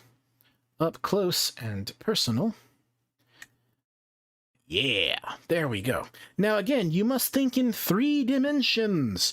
We are looking at this spiral. This spiral is thick. Think of a pizza. You're looking at the pizza from above. So you have all the pepperoni, these star-forming regions of the pepperonis on this pizza. Or, anchovies or whatever vegetables you want. Sun-dried tomatoes if you want a vegetarian pizza. Whatever. Pick whatever you want. Imagine a pizza. But pizzas are not completely paper thin, unless you like thin crust like my wife. Pizzas have thickness. So this galaxy is thick. Remember what we were looking at over here? When you look at it from the side, it does have thickness. So when you look at the Whirlpool galaxy through a telescope, you're looking at it this way, but it does have thickness along this axis here. Let's go back to the picture. The other thing to see is the fact that there's another galaxy back here. Now, there's different kinds of galaxies. There's elliptical galaxies, which are like big footballs. There are spiral galaxies, which we're looking at. And then there's what's called irregular galaxies, which are galaxies that don't really fit either one of those categories. They look like kind of big piles of stars. It's likely because galaxies have collided. There is kind of another subset of galaxies called a ring galaxy. And believe it or not, there's actually an example right down here. You see it's kind of like a spiral. Oh, God. It's kind of like a spiral, but there's a little gap in it. It could be a spiral in formation, because remember, it takes thousands and thousands and millions of years for these things to form, but you get kind of these empty spots. Anyway, go back to 3D space. So there's depth to this. If you can imagine this arm right here, this spiral arm of the galaxy is being pulled backwards and into the picture by this other galaxy. So what do I mean by that? Let's look at this right here. So imagine this spiral arm right here being pulled backwards and down, coming down this way. The other galaxy is actually sitting somewhere down here. So this spiral arm is actually bending backwards. When you look at this picture, you don't really see it that way, but it's actually bending. All of this is being pulled away from the main Whirlpool galaxy into this secondary galaxy in the back. Galaxies come in little clusters, just like stars kind of group together. It all kind of depends on your gravity. We're actually we being the Milky Way. Look at me claiming an entire galaxy for myself. We, as a species, live on a little star, planet around a little star around the edge of the Milky Way galaxy. But all of these little tiny galaxies you see now, these are no longer stars in the background, these are all galaxies. The Milky Way, the main one right here. You've got a couple of small spiral galaxies nearby, and they're mostly elliptical galaxies or nondescript kind of chunks of galaxies. Means the Milky Way has been feeding. It's a cannibal, eating up other galaxies nearby. You can see again, as I move it around, there's a bunch of galaxies. There's even one out here called the Fornax Dwarf Spheroid, which is just some sort of blob of material. It's kind of spherical in shape. It's not a spiral galaxy. It's kind of loosely connected to the Milky Way. So it's kind of like these are all in orbit around each other. The biggest galaxy is going to have the most gravity because it has the most mass. Think about your personal self. We have weight, but weight is relative to the gravity field you are in. So if you're standing on the planet Earth and you weigh 100 pounds, let's say, we should be using kilograms. Let's say you weigh 100 kilograms, okay? That's pretty big. If you weigh 100 kilograms on the Earth, and you take that 100 kilogram, let's just say it's a box. It's a 100 kilogram box on the Earth. You take it to the moon, it is now 1/6 the gravity, so it's 1/6 the quote-unquote weight. It still has mass. The mass of 100 kilograms hasn't changed, but the weight, what we would call the actual weight, would change by 1/6 because it's in a lighter gravity. Less gravitational field. The flip side, if you go to Jupiter, Jupiter's gravity is 8 or 9 times more heavy. So we would actually be heavier on Jupiter. As a human, you wouldn't be able to stand. Number one, it's a gas giant. Number two, your back couldn't take it. It would probably just crush you. But when it comes to objects in space like this, these objects have gravity as a whole. This galaxy has a gravitational pull that's pulling all these things around it. Same with the black hole inside of it. As it turns out, there's another cluster nearby, also anchored by a large spiral galaxy. This is the Andromeda Galaxy, and the little companion galaxies that it has. Andromeda is not really visible anymore because it's really mostly visible during the winter months. Let's see here. Let's reset to tonight. I think Andromeda's actually below the horizon right at sunset at this point. Yeah, it's right on the edge of the horizon, so even if you had a good telescope, the Andromeda Galaxy is out tonight. but it's right on the edge, right around here. Can I even click on it? It won't even let me click on it. Okay, fine. We'll do it the cheater way.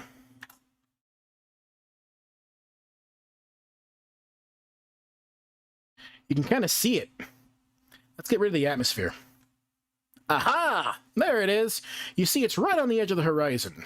So again, if you're out in the middle of nowhere and you are able to see the sky, maybe you're out in the ocean, maybe you're away from town, you will see, again, all of these objects, all of these clouds in the sky, the Milky Way itself, but you can actually see another galaxy altogether right down here, right at the horizon. There's another one over here. But Andromeda really is the easiest one to see because it's the largest one in our sky. It happens to be the closest of the large spiral galaxies. And if you've seen our show before, you know it's coming next.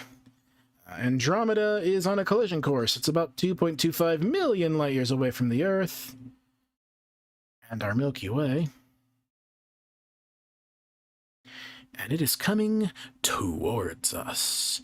This is a video and a simulation of the Andromeda Galaxy, the dominant top here, and the Milky Way, the submissive bottom.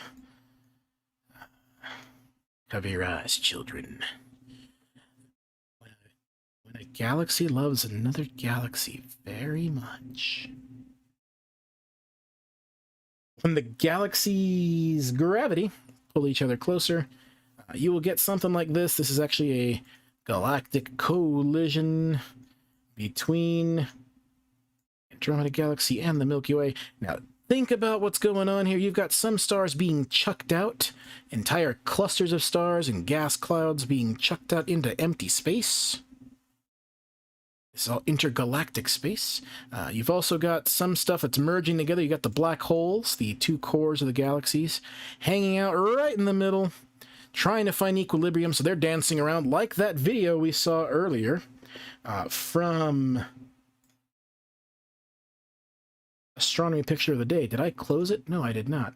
So the black holes there are going to be doing something like this. I'm going to mute it this time, even though we want to hear that music again. The black holes are going to be doing something like this. So they're going to be traveling back and forth in front of and behind each other, trying to find equilibrium. We see that here in this simulation. We see that here in this simulation, just with a lot more material around it. Now, this simulation does not take into account the other galaxies in the local group, or the ones that are around. Again, this is what's going on when you have that weird little dance of black holes. But,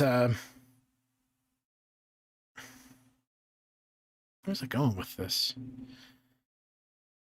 We don't actually see the light. Again, we see everything around it. But this is not happening for a very long time. That is how galaxies merge together. We do see galactic collisions, depending on where you look in the sky. All depends on how dense things are. Some areas of space that are literally empty.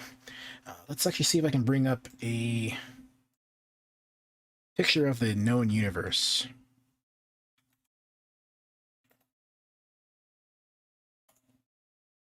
To kind of show you what's kind of interesting about what we know about space.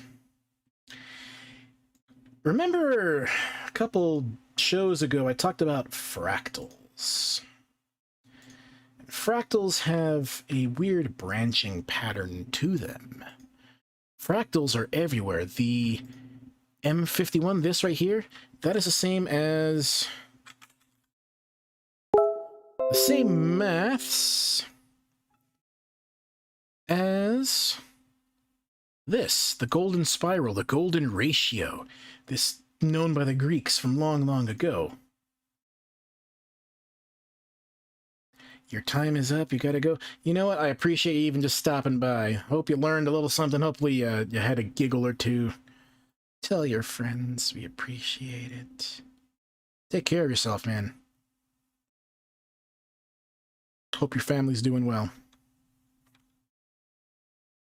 I'm interacting with chat. I apologize for those that don't see chat. But here we go. Let's take a look at this.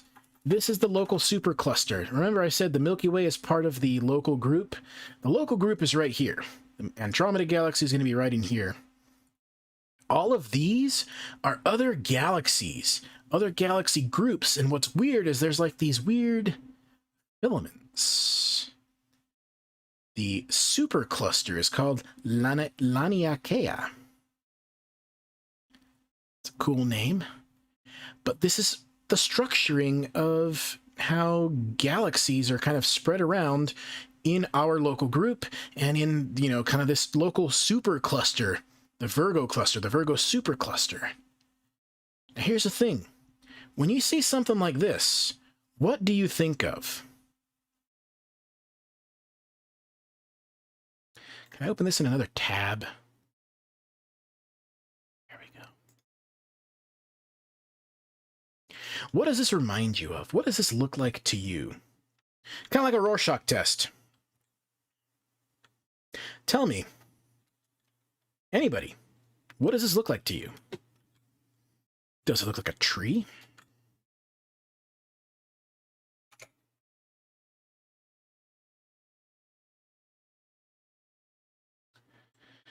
Remember, I said fractal patterns are repeatable. They scale. They're almost like a vector. It doesn't matter how big or how small. They will have the exact same shape. Apologize, my wife is currently getting her COVID shot.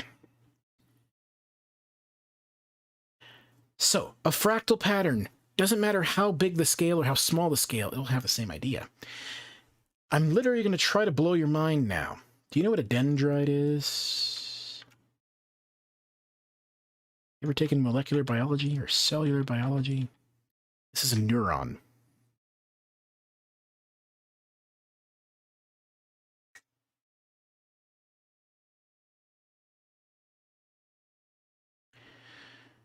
Please tell me I'm not the only one that sees this.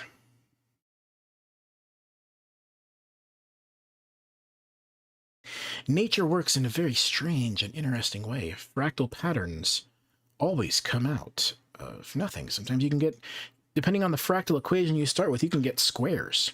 Even though the math should have nothing but curves, you'll find a square. You'll find common wiggles, common little squiggle-looking shapes, things like sine waves. Oddly enough, the way our neurons look in our brain resemble the way the branching arms of galactic superclusters form. I will let you think about that. I will let that stew and simmer in your mind. Because I have no other comment on that. That's a whole nother presentation. That's a whole nother sit down and fireside chat kind of thing. One day I will actually get a video done about fractals, and hopefully I'll have Dr. Wolf help me with that, because he is the Fractal Man. No, literally that he goes by Fractal Man. That's his title.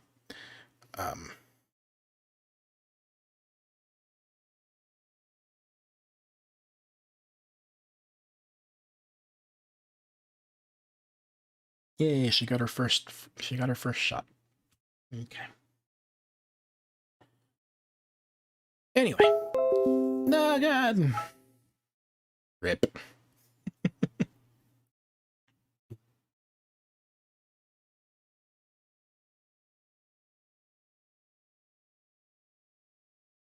Very good. Nonetheless, that is where I'm probably going to end right here. We've been doing this for about 2 hours. We talked about a lot of things.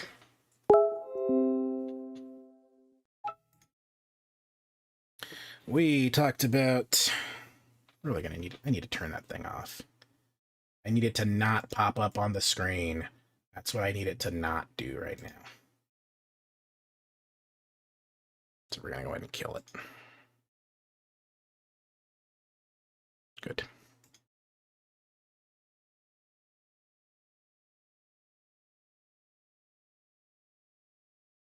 We talked about meteor showers. We talked about the moon. We talked about many, many things. Things I've already closed the windows to. Talked about SpaceX going to the space station. We talked about Intball because I have ADD apparently, and or ADHD. I just start bouncing off different ideas. There's so many cool things to talk about. And that's what we do for 3 o'clock coffee. We just kind of sit around. We hydrate. In fact, if you haven't done so, please drink some water. Hydrate yourself. You've been sitting down for a little while. You deserve a little bit of hydration. Maybe a little snack treat if you haven't already done so. We do this every Monday, Wednesday, and Friday. Monday and Wednesday, same time, 1 p.m. Mountain Time to 3 p.m. Mountain Time. We do actual planetarium show. So we spend all of our time in and around this software. Talking about, visual astronomy, constellations, some of the stories, how to kind of measure your way around the sky, how to look at different things. We'll talk about some of that. We also do use the other software to actually fly around. We actually do use the same simulation that you just watched in our regular story, our regular programming, so to speak.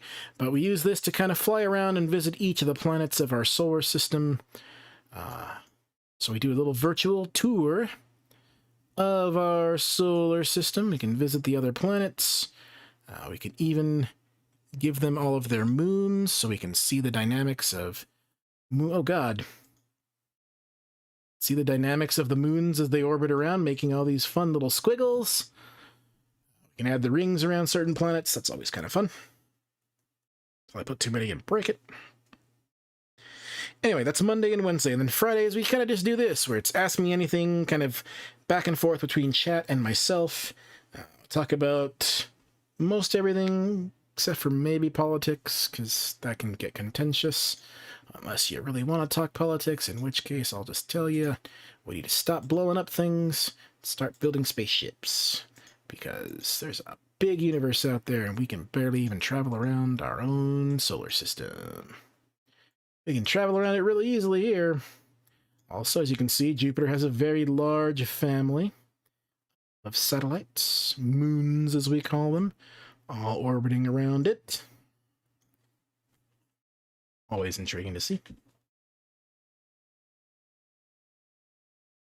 And so with that, we're done with 3 o'clock coffee. Your coffee's probably cold by now if you haven't drank it, so please be sure to drink that. If you're wondering why I call this 3 o'clock coffee, my mother and father, they used to always sit down and have coffee at 3 p.m. They would watch the news, Spanish news, have some coffee, have some crackers with cheese or crackers with a little bit of butter. Saltine crackers, of course. And that was their little snack, a little mid-afternoon snack, some coffee and crackers. So 3 o'clock coffee, I do this in their honor because I miss them dearly. So 3 o'clock coffee for me, 3 o'clock coffee for you. I hope you had a good snack. I hope you had a good drink. Hope you learned something. Hopefully your mind has been expanded and your mind has been blown. As we yeet ourselves into the planet Jupiter. That's not where I wanted to yeet us. I was going to yeet us into the sun, then yeet us out into the great beyond. There we go. Goodbye, cruel world. We'll talk about stars and planets and everything else on Monday. Be sure to be on the lookout for a surprise stream in case we actually do get the launch of the Mars Ingenuity helicopter. I will actually pop in and stream that, so I'm super looking forward to that. So please be aware if you're not already following. Please be sure to like and subscribe. You'll learn about stuff like this. Look at the sun and see how big the sun is compared to other stars like this blue giant star named Rigel. Or, if you want to be super spicy, this red giant star named Betelgeuse. There's the sun, as you can see there. Let's just get rid of this. We'll start it over, because we got one star in the way. Let's put the sun there, and then we'll put another star. We'll pick Betelgeuse, because we mentioned it during the show. We'll put Betelgeuse back there. Boom. Look at how big the sun is. Look how big Betelgeuse is.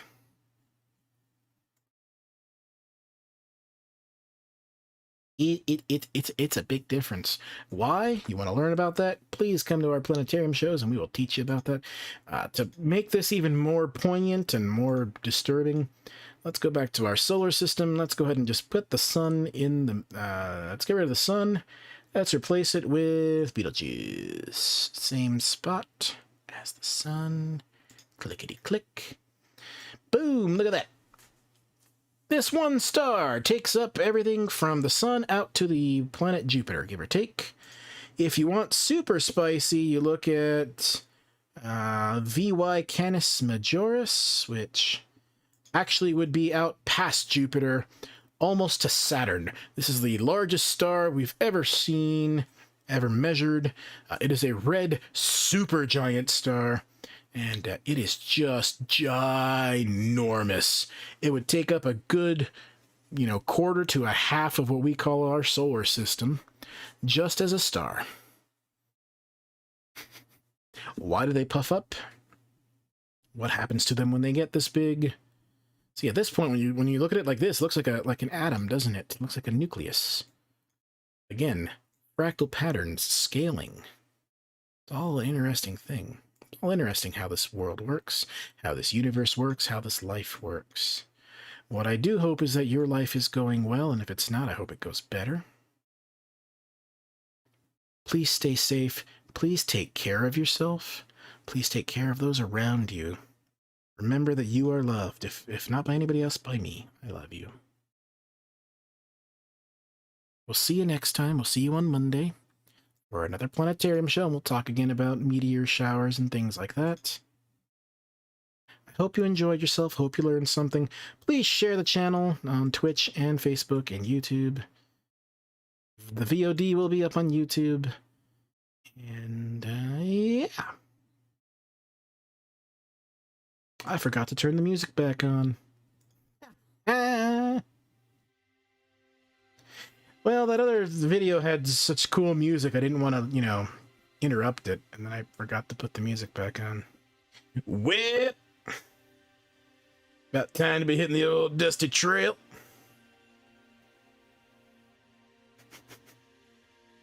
Take care, everybody.